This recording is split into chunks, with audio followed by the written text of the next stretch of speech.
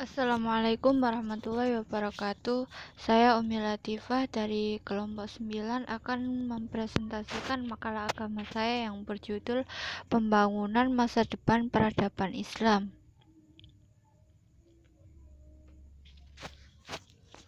Masa depan Islam.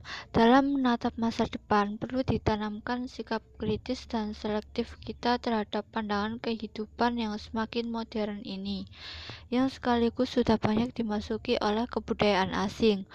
Untuk itu, perlu adanya suatu bimbingan atau arahan. Di sini, Islam sangat berperan pada ajaran-ajaran Islam. Kata Islam berasal dari bahasa Arab yang menurut segi etimologi mempunyai beberapa pengertian, yaitu 1. Keselamatan, 2. Perdamaian, dan 3. Penyerahan diri kepada Tuhan. Ketiga pengertian itu tercakup dalam kata Islam, sebab agama Islam memang mencita-citakan terwujudnya keselamatan dan perdamaian seluruh umat manusia di dunia ini, dan mengajarkan kepada manusia untuk menyerahkan diri kepada Allah dalam segala amal perbuatannya.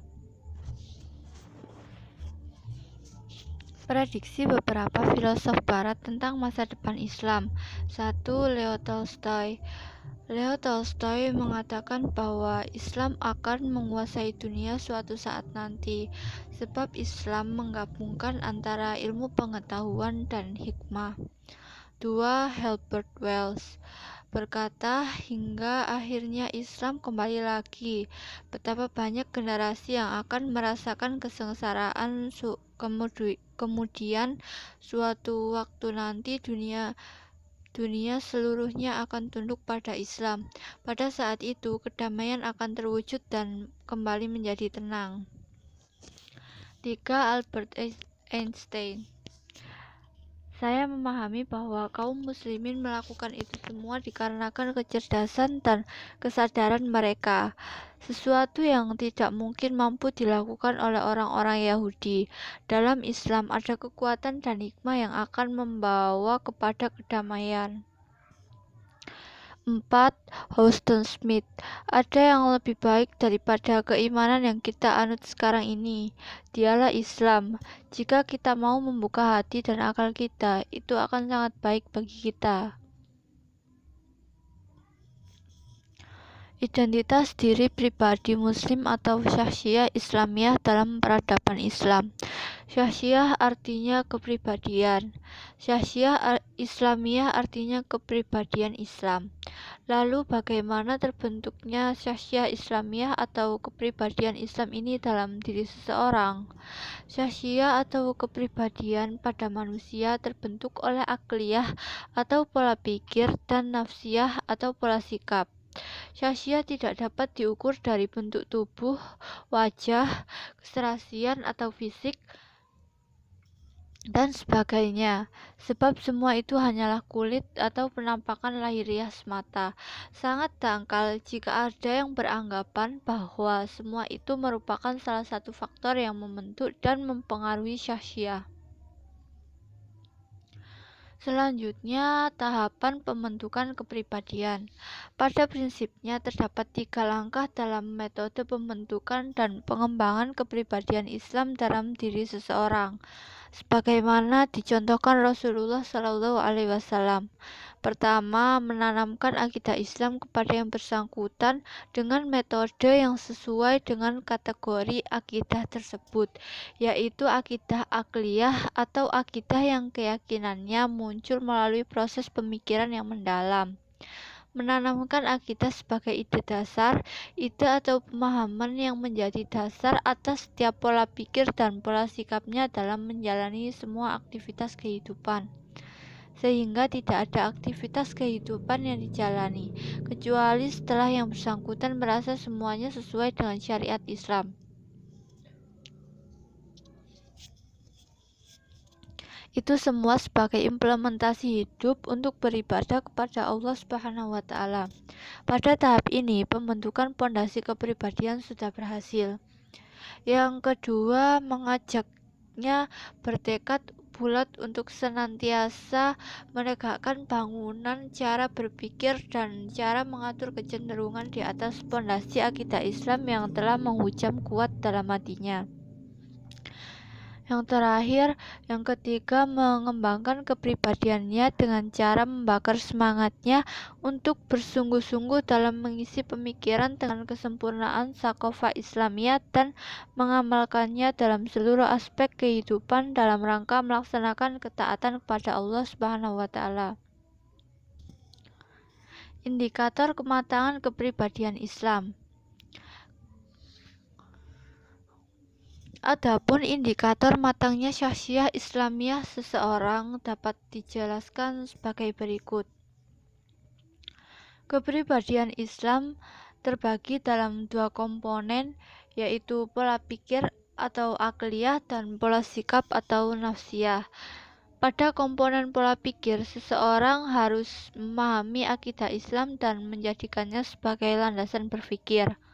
Pola pikir memiliki dua item besar, yakni pemikiran atau afkar, pendapat atau ara, dan hukum atau ahkam. Pada item pemikiran dan pendapat mencakup aspek-aspek akidah, syariat, problematika umat, dan dakwah. Sementara pada item hukum mencakup aspek-aspek ibadah, makanan atau minuman, pakaian, akhlak, muamalah, dan ukubah.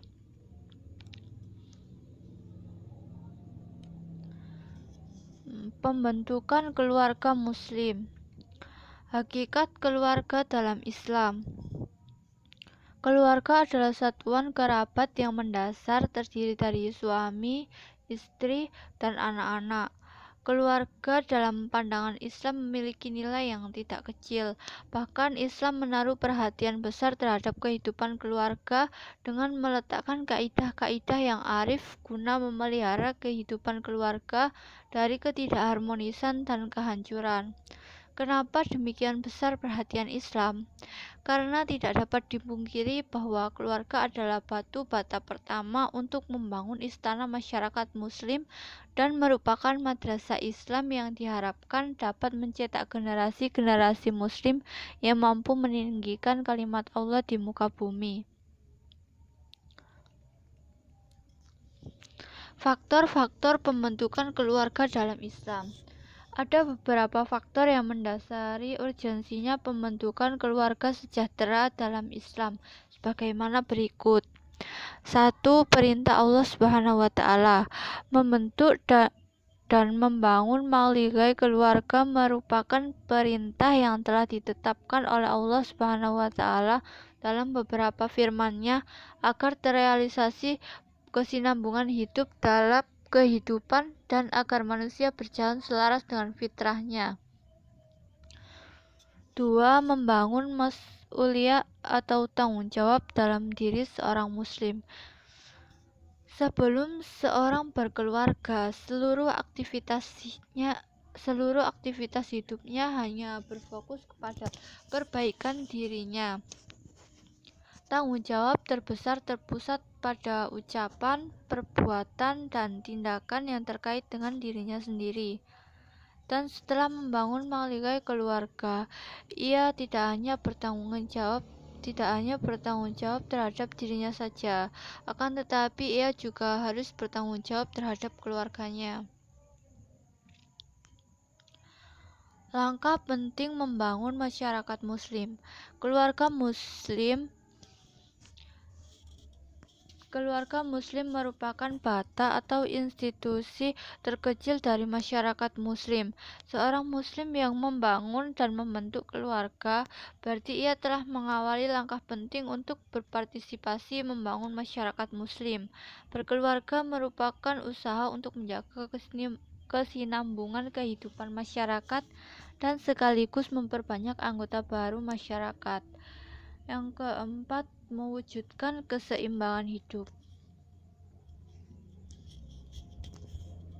Komponen tujuan keluarga dalam Islam.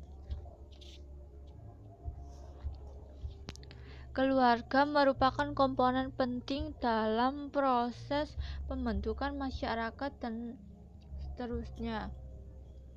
Tanpa institusi keluarga, kewujudan negara tidak akan sempurna. Islam memandang keluarga sebagai sebuah institusi pencorak masyarakat yang bakal dibina. Di dalam Islam, tanggung jawab kepemimpinan keluarga pada asasnya terletak pada kaum lelaki.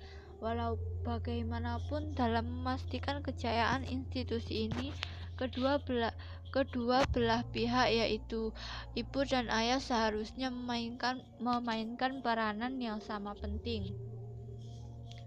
Perubahan Islami menuju masyarakat madani. Masyarakat madani merupakan masyarakat yang sadar akan hak-hak warga masyarakat dan melaksanakan kewajibannya sebagai warga negara.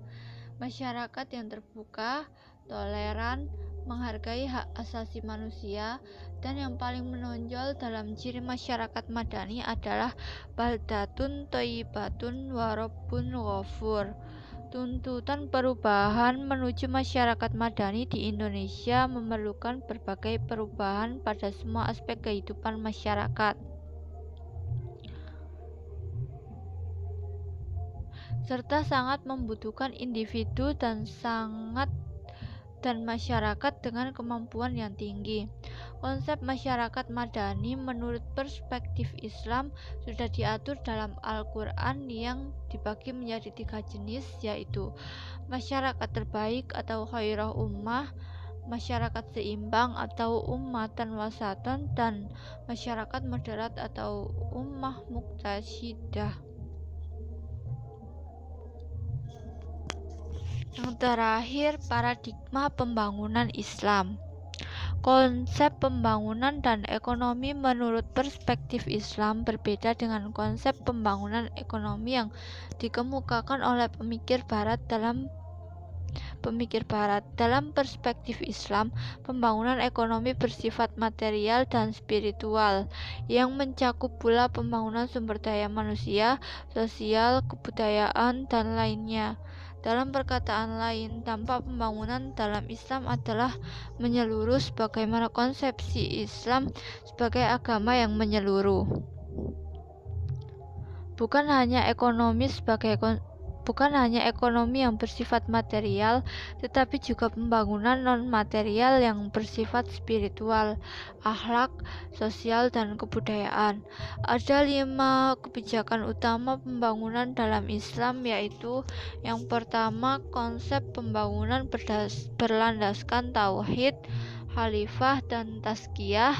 Kedua, aspek pembangunan meliputi fisik dan moral spiritual. Ketiga, fokus utama pembangunan adalah manusia sebagai subjek dan objek pembangunan guna mencapai kesejahteraan.